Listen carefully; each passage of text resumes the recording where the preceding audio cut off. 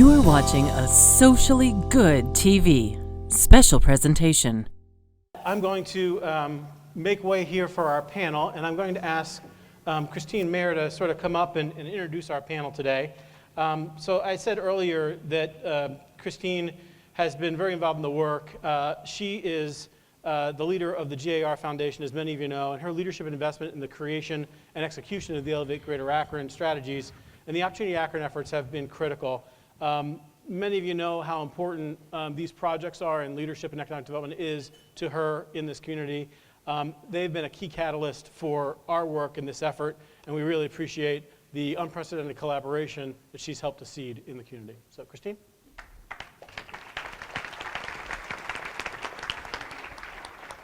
I'm hopeful that the inclusion narrative has given you some really interesting food for thought this morning. We're going to turn to a panel of leaders and thinkers who are going to help us unpack the work. They're going to react to what they just heard, and they're going to share some of their own experiences about inclusion in their workplaces. We are extremely fortunate to have a national expert in inclusive economic development moderating our panel today. Amy Liu is Vice President and Director of the Metropolitan Policy Program of the Brookings Institute. Her team focuses on the intersection of economic, workforce, and community development policies. Amy has worked in cities and regions throughout the nation, so she brings deep expertise in understanding how issues of economic inclusion play out in real communities like ours. For anybody who does any reading or sort of geeks out on this stuff as I do, you will know that having Amy Liu here is sort of like having the Beyonce of economists. It's true, it's true. It's a big deal. I don't have her move. It's okay. We also have a breadth of local perspectives on our panel. Each of these leaders brings a different vantage point on driving economic inclusion. Please welcome Billy Taylor, Global Head of Diversity and Inclusion for Goodyear, Dr. Para Jones, who's the President of Stark State College, Judi Hill, who's the President of the Akron NAACP, and Dr. Brian Harte, who's the President of Cleveland Clinic Akron General. Each of these individuals tackles issues of inclusion on a daily basis, and importantly, each of them is willing to take some risks with us here this morning and to share perspectives that will help us break through. I'm going to suggest to all of you that you find your little orange aha thing because you're going to need it. These guys are going to really, I think, provide some interesting perspectives for us. Help us give an Akron welcome to the panel. Great, thank you.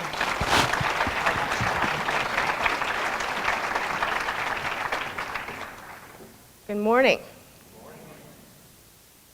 You guys are all really quiet today, and I hope that's because you're taking Steve's opening advice to heart, which is, this is a conversation that requires us to be very present.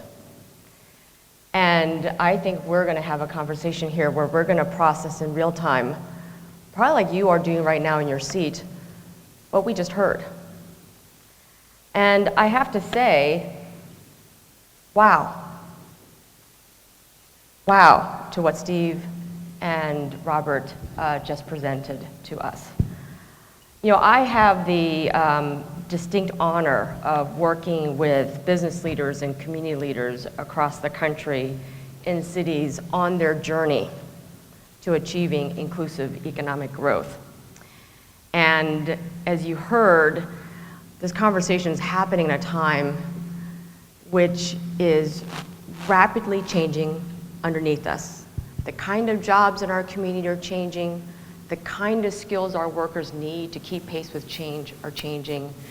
And yes, the future workforce is going to be majority of color, and that is changing. And so a desire to create a prosperous community, all the rules and assumptions, the norms, have to be revisited.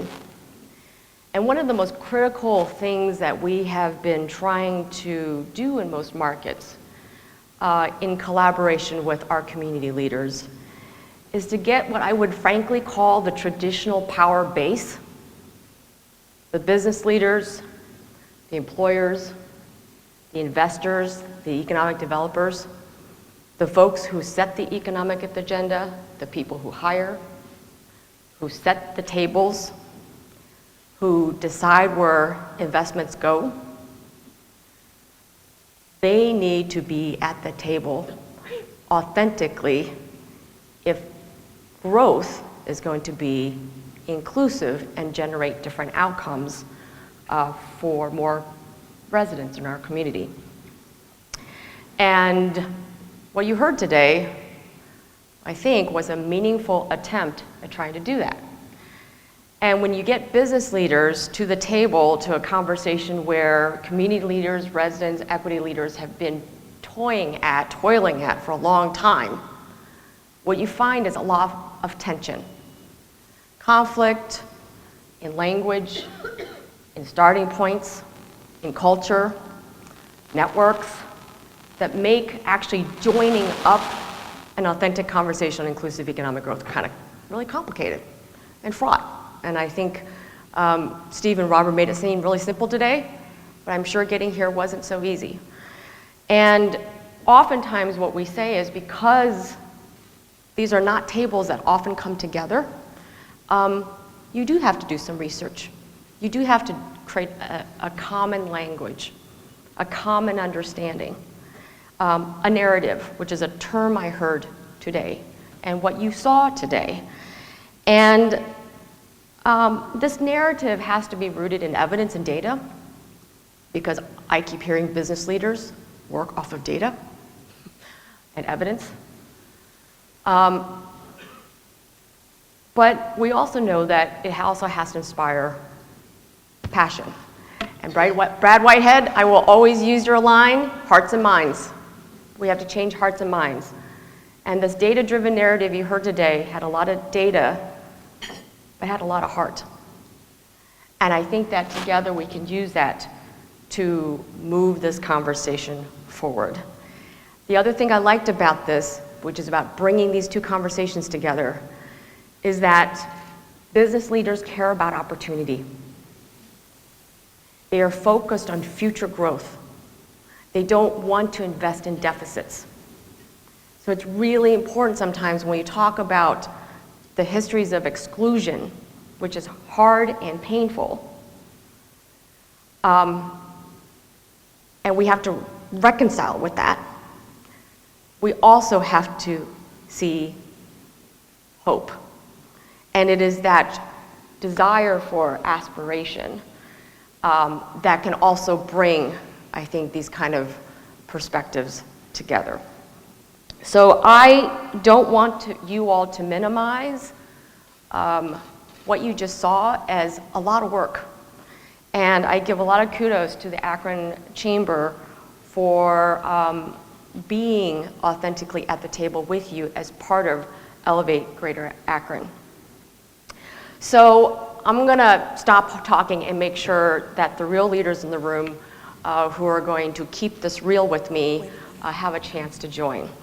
And as Steve said, this is just the beginning. What you got was a narrative today. But as I've been in many of these conversations, people are kind of tired of talking and they want action. And so yes, we have to come together and get on the same page, but it has to, from this beginning, lead to a journey that is going to continue in this community. And in order to do that, it does require collective action. It requires a village.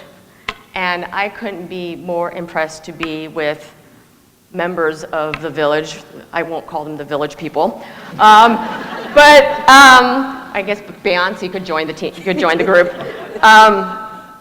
To talk about the implications of what we just heard and what we can all do about it, which was the challenge at the closing of the conversation today.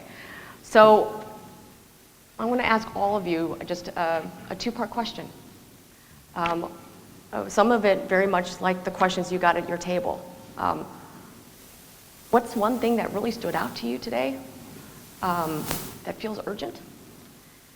And then be honest about the one thing that has held this community back from embracing this narrative and this commitment? Who wants to start? Yeah, go ahead, President. Well, I was shocked when I saw the number of skilled people available, because I have the opportunity to talk to business people every day, absolutely expressing the most dire need for talent. I've been in community college education 30 years. I've never heard a more dire need for talent.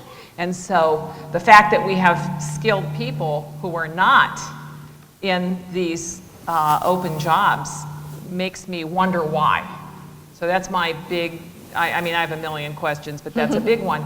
And as I think about it, because I'm on the Greater Akron Chamber Board, I think what's held us back is having the data. I think we have a call to action we have not had before.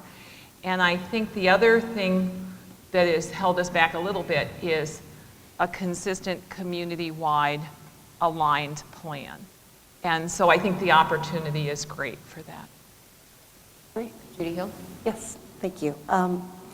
That was one that stood out for me as well, except I think what really kind of scared me a little to hear that a third of the Akron population is left out of the equation. A third is a lot. That to me created an urgency to do something more.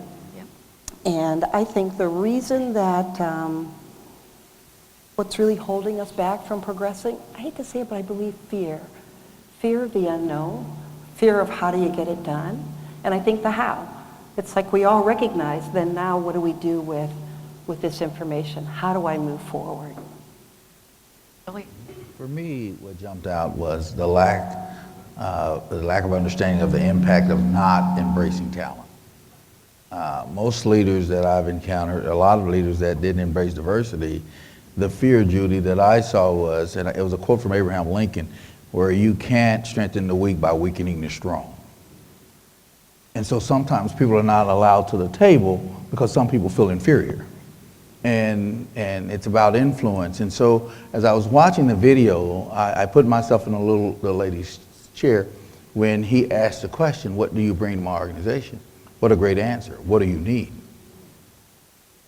That was powerful, because it closed the gap of people trying to manipulate the conversation. It put the person in a box, and once you cut the box off, you narrow the conversation. Okay, and so that's what jumped out to me.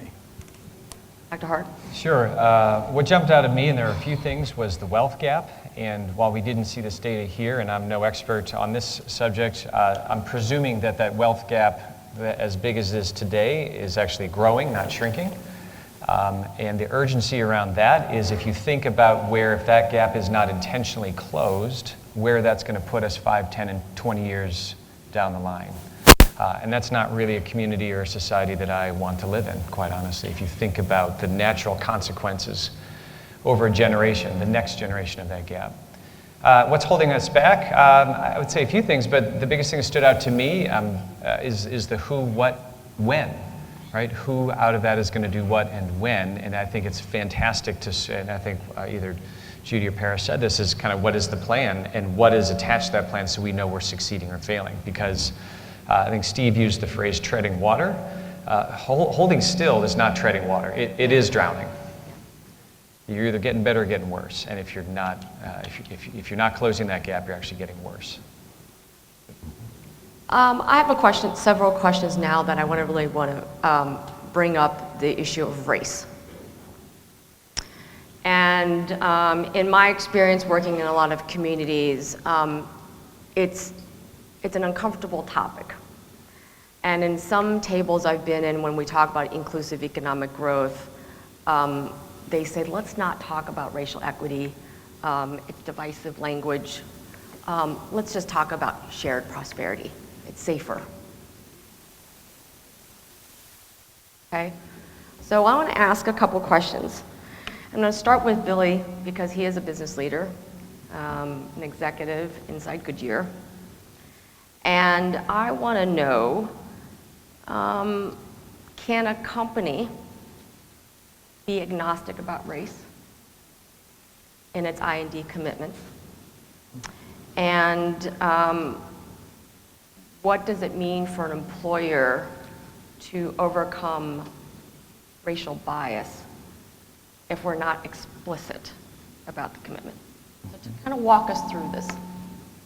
The answer to the first part of that question is yes. However, Yes. yes, when you say, can you be agnostic about it? You Can you can. own up to it? It's about understanding your biases, your stereotypes. And sometimes it takes an outside voice to help you understand your differences. Because I can go say, my son's a good basketball player, and everybody's going to say, you're saying that because he's your son. But if Duke from the University of Duke's Coach K says he's a great shooter, ESPN and everyone else is going to say what? He's a great shooter. Because it comes from a voice of an expert of what happened. So you have to go out to seek to understand what are your gaps? Where do you have blinders on when it comes to diversity and inclusion?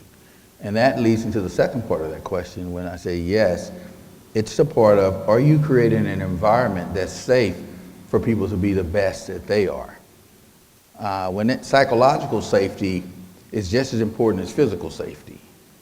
Because when people are not safe in their work environment, they're not going to engage, they're going to retreat. I've been in that chair before as a leader coming up where I felt my voice wasn't heard, or my voice wasn't appreciated, or my voice wasn't valued. And so at that point, I limited my engagement as a person, as a leader.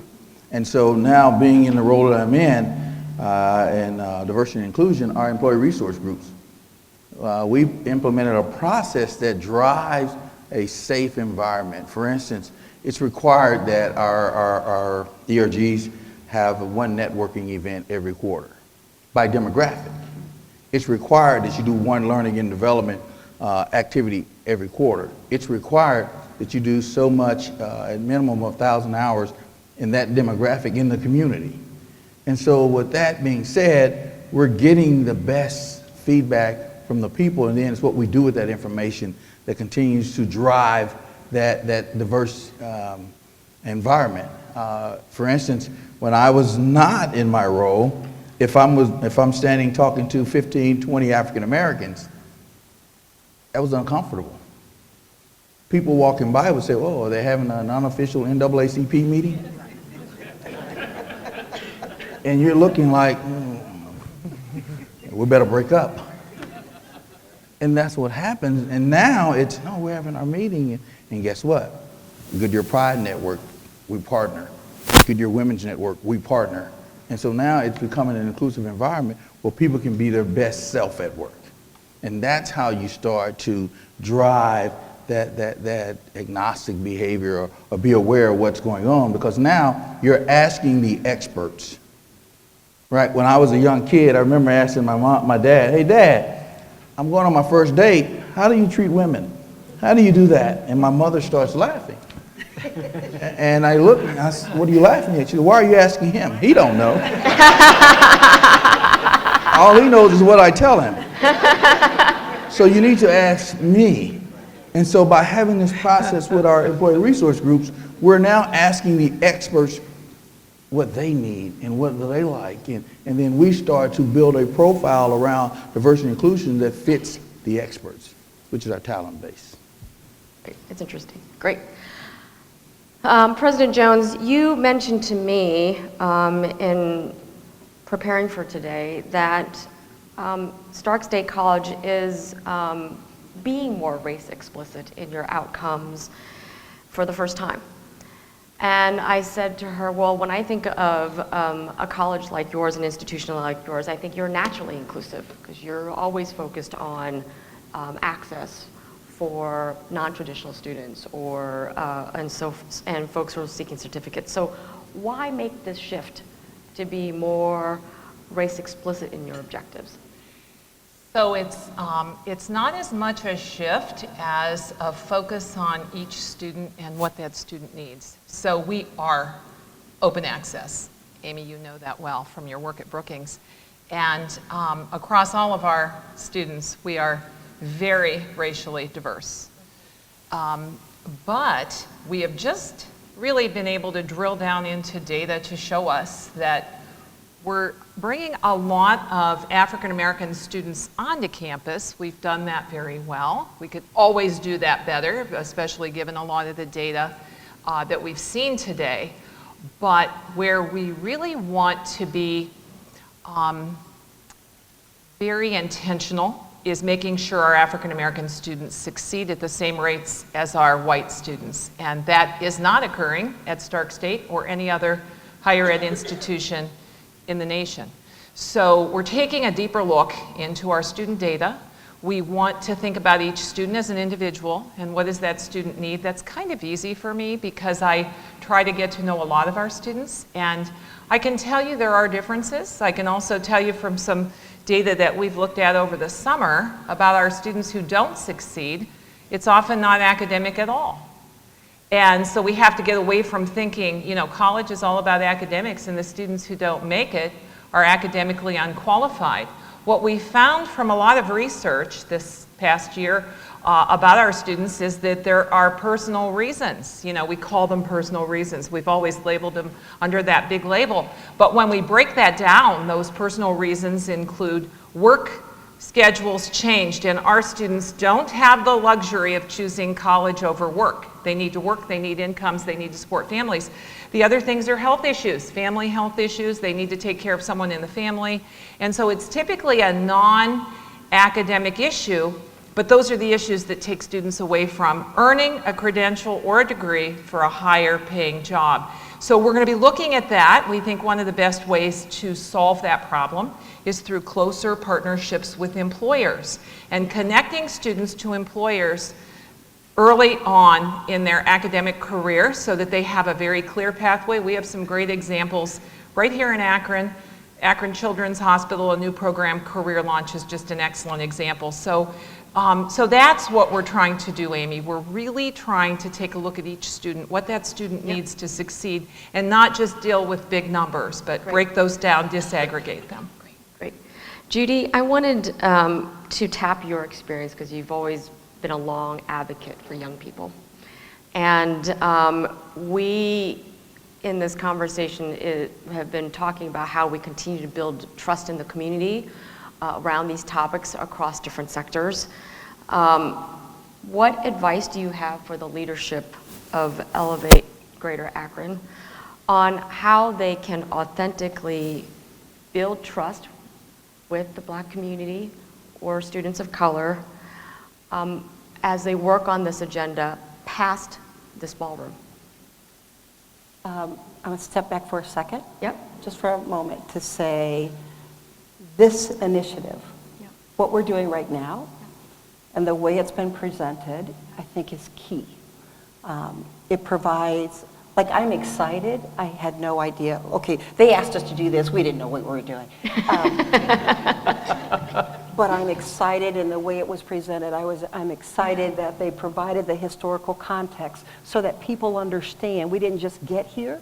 And I think having honest dialogue is so important as you move forward, because trust is important. And I don't know if everyone has always trusted the process. It was interesting to see on the slide that they recognized and acknowledged that they destroyed homes to build 59 that we are now taking out. That's important, that acknowledgement. So as we talk about building trust and dealing with the economic and racial inclusion, trust is a key factor. Some of us have been down these roads before. After 30 plus years in the community and working and believing in the people and the work, it's important for us to know that it's systemic, that it's real, and that people understand and believe. And I think today, great kudos to Robert and to the Chamber. They laid a great foundation of why we have the case, but now do you believe that it's important to move forward? So I think that's all going to be important and necessary. And then engaging people, honest engagement. So often the engagement was, hey, I've developed a plan and I want you to join in. That's not engagement. That's you creating a plan and wanting me to join in. And so I hope this is a beginning of some true change. The other thing, I really truly believe that the city and the county is going through a metamorphosis. The leadership is changing, the understanding of the issues is changing, and the right people are being put in place. So we're creating the conversation. Now we also need to move it forward, but it has to be systemic. Dr. Harte, I'm going to ask you the next question, and we're going to transition and talk about partnerships and strategic partnerships in the community, collaboration. We're talking to individual leaders, but again, we know that collective action is important. What I wanted to ask Dr. Harte is that the healthcare sector, particularly, Cleveland Clinic, is really seen as having two really important roles in the community. It is an anchor, so in many respects, its ties in neighborhoods and its locations really puts it in the heart of a lot of communities. And it is an employer with jobs that often provide kind of the pathways that are needed to get to those good jobs that were talked about in the presentation. I really wanted to hear from Dr. Harte about the expectations on the clinic, the progress, to what extent you think the clinic is making its progress on economic inclusion, where do you think you have room, and what kind of partnerships are you forging right now? Great, thanks. So, in healthcare, and especially the Cleveland Clinic, we're a local organization, we're a regional organization, and of course, we're an international organization. And so we recognize that our patients are increasingly diverse, as is our workforce, and we're at our best when our workforce at all levels reflects the communities that we serve. In addition, as some of you have pointed out, and as we heard from Robert up here, we also recognize as not only an employer, but obviously the provider of healthcare services, that many of the barriers to employment, those are also barriers to healthy lifestyle, to healthy lives and access to health care. So transportation, food, and of course, probably most importantly, jobs. So in the last 3 years, actually I'm almost at my 3-year anniversary at Akron General, it's about 10 days away. We've hired a director of diversity and inclusion. That's Andre. Many of you know him. We're the only hospital, I believe, in our health system to have a dedicated director of diversity and inclusion. There's certainly an office of diversity and inclusion across the Cleveland Clinic, but it's really important for us to be setting the pace. Many of the structural things that you saw on the slide that Robert presented, I'm delighted to say that that we're a couple years into. So, for instance, not only having a leadership around diversity and inclusion, but also employee resource groups, not just around minorities, African Americans, but also women, LGBTQ, veterans. And that allows our caregivers to come together and not only celebrate with each other what makes them unique, but also tell the story to the rest of our caregivers. In terms of education and cultural competence, we've done a lot of work. We educate our caregivers annually across the Cleveland Clinic, certainly not just at Akron General, but across the Cleveland Clinic about diversity and inclusion. For our managers, for our leaders, we have mandatory education now around unconscious bias. And we've provided specific training, again, not just around diversity, inclusion, and unconscious bias, but LGBTQ, autism friendly. We hope to have that designation soon. In a number of other areas. So this is really important that we recognize that we are an anchor institution and we're an employer, we're caregivers, but we're also educators of our community. And then finally, we have a lot of partnerships, particularly on education. I mean, between the healthcare entities just in the Akron area and the trajectory that we see in healthcare. We have jobs open now, and we're going to have more jobs open in the future at all levels of the organization. So we participate in the Akron Public Schools, college and career academies. We offer students, a large percentage of whom are, of course, of diverse and minority backgrounds, opportunities to learn about careers in healthcare. We offer summer science internships. We're on the Connexus Healthcare Sector Group to share industry needs. We offer scholarships to students pursuing healthcare careers. And particularly in nursing and other parts of the organization, we've expanded our recruitment efforts to try to reach diverse individuals. Some of our residency programs have actually for a number of years been known as programs that go out and actively try to recruit into the matching process candidates of minority and diverse backgrounds.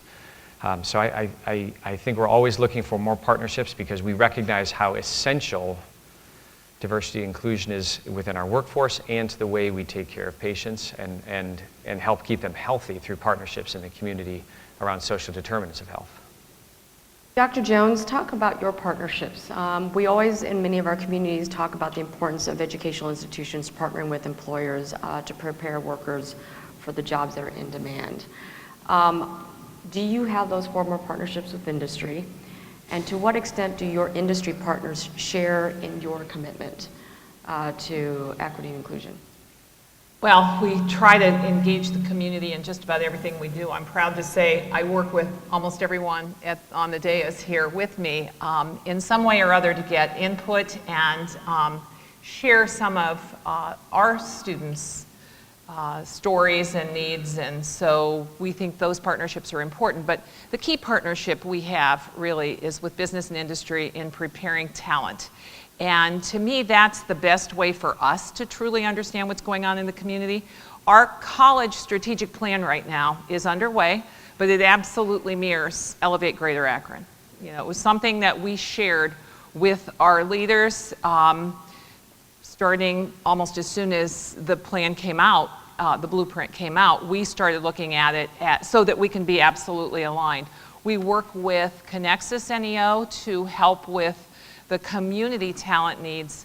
But I think the partnerships that are the most impactful are the partnerships where the employer is in the center of the whole education talent enterprise. So by that I mean we have a long-standing 20-year relationship with First Energy for line worker and substation technician training. 98% of the students who start our very rigorous electrical engineering technology program complete because they know they have a good job. So to us, that's the pathway that truly works. And what I'd like to see, again, back to inclusion, because we know what works. I think thanks to David James and our wonderful college and career academies, we now have an opportunity to focus on the in-demand jobs and really creating a pipeline of young people early on who are going to be prepared to earn the post-secondary credentials, connect to the companies, and move into some of those jobs because we've got the jobs. What we lack, you know, every year I look as our graduates come across the stage, how many African American nurses are we graduating? That's a rigorous program. Nobody would want it any other way. What do we do to help more African American, and I know this is something Dr. Harte is looking at, more African American individuals in our community prepare to be successful in nursing education so they can enter a great field. I'm sure it's true in many other allied health areas. So to me, that employer partnership and the partnership with the greater community to do this is essential. We can't do it alone at the community college. We always want to do it in partnership. The other thing we're doing, and I'm really excited about this, that's how I met Robert and got on the panel. Robert, call out to you. Maybe a month ago, we brought in community-based organizations to help us really get the word out to people in the community about the educational opportunities, the career opportunities, and then how to access them. So by that I mean certainly Robert and his very important role with the chamber, but individuals from community-based organizations, from the from drug and alcohol recovery organizations to United Way to neighborhood groups. So that's a different way of reaching out, but it's a way that I think is very essential.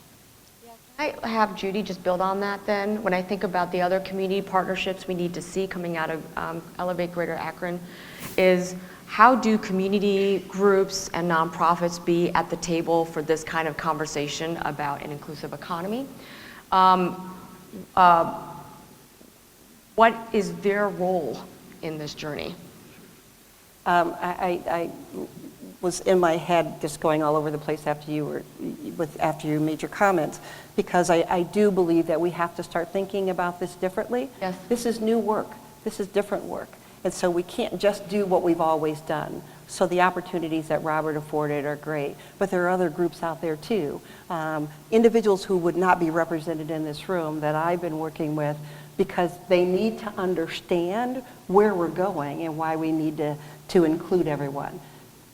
As I said before, trust is huge. And I think if we continue to do that, for example, what came to mind when you were speaking, have we ever engaged the Black Nurses organization, fraternities and sororities that Robert mentioned earlier, because they have a wealth of information of individuals, and engaging them in a way that says, this is not only the opportunity, but let's create a path. And that's what we're trying to do differently. NAACP is an advocacy group. It is not a programmatic group. We advocate for, but one of the things that we've been trying to do differently is work with some of the individuals that aren't represented here, who work with some of the young people that we want to provide them with these jobs. And we have to start looking at our work differently. We haven't been in a programming mode, but we know that we need to prepare them for the socialization of a new work environment. And more than anything, and no one's talked about that, it's our kids today don't feel that they're welcome in certain environments. And I think this generation feels that if I'm not welcome, I'm out. No, we have to help them persevere and understand why it's important to move forward.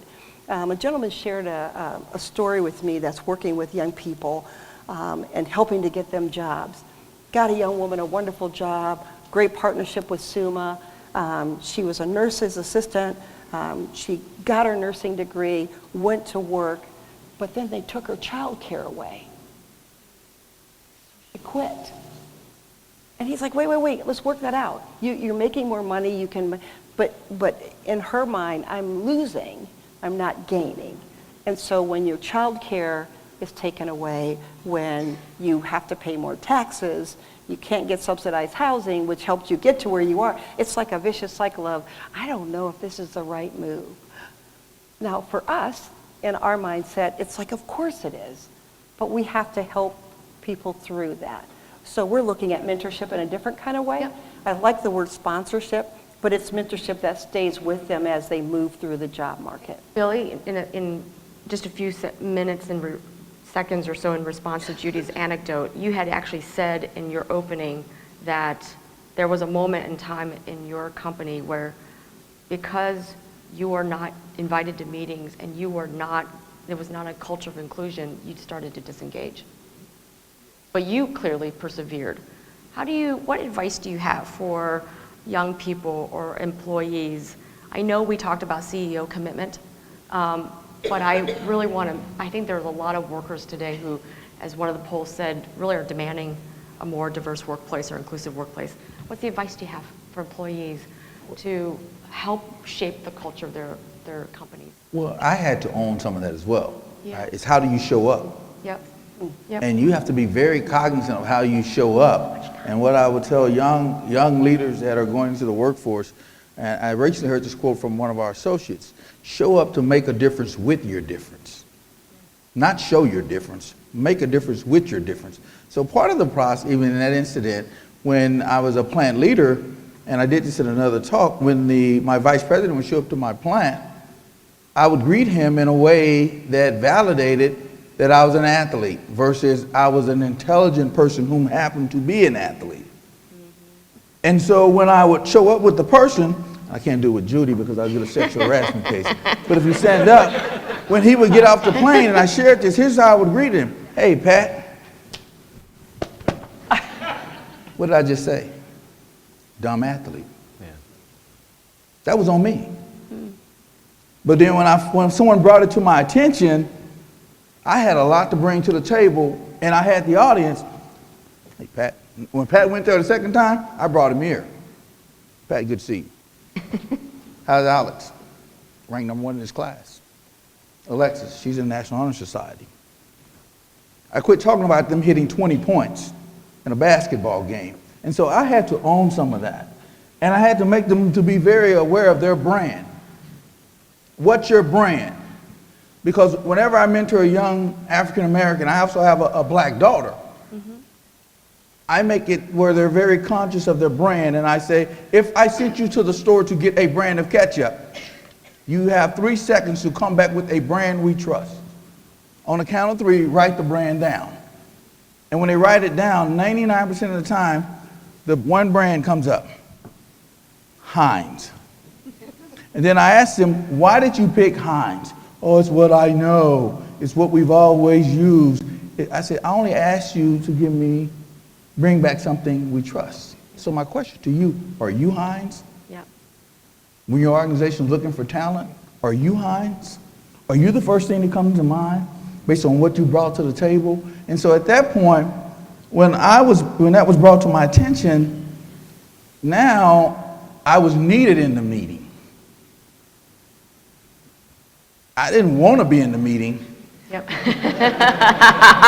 Okay, I was needed in the meeting because my value proposition that I brought in the meeting, which helped change, and there's a lot of young talent, and I believe I'm better prepared for adversity than most people because of my difference, how I grew up. And so those are the things that I share with young leaders. Excellent. We have to wrap up, so we're going to do a couple speed rounds. I'm going to start with Dr. Harte so he can get prepared. First question, because I know that all of us, I hope we all feel energized and motivated, but the question always is, what happens after we leave the room? So, in one sentence, what tangibly has to change or be different?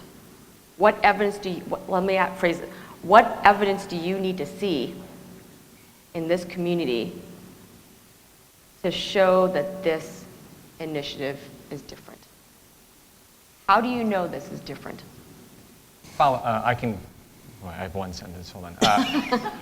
A one hyphenated word, follow through.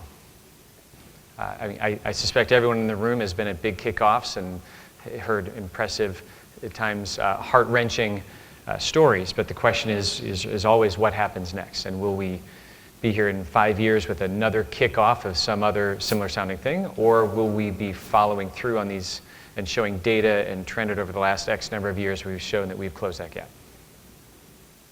For me, governance. What does that mean? That means, do we have a process to show and communicate, did we do what we said we were going to do? And be very vocal with that. Governance. I believe in walking the talk. Show me, and I will believe. And I believe we have the individuals in this room and in this community that can help engage more individuals so we don't have 13,000 skilled individuals who don't have jobs.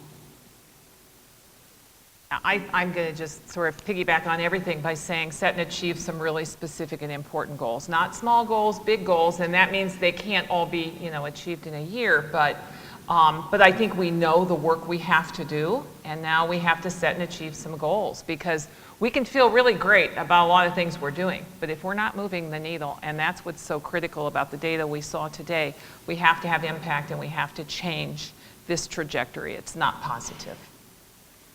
Oh, that was a perfect way to close and build off what Robert and Steve did. Please join me in thanking our esteemed guests today. Great job.